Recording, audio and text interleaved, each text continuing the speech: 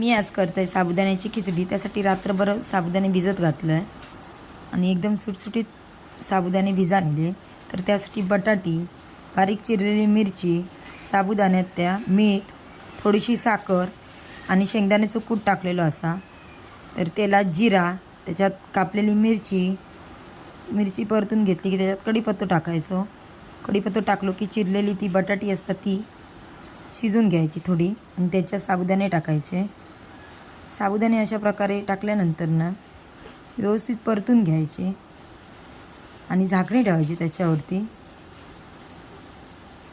झाकणी ठेवल्यानंतर पुन्हा परतून घ्यायची थोडी।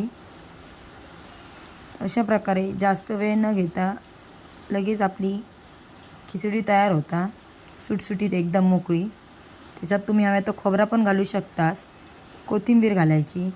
अशा प्रकारे मोकळी सुटसुटीत अशी साबुदाण्याची खिचडी तयार असा।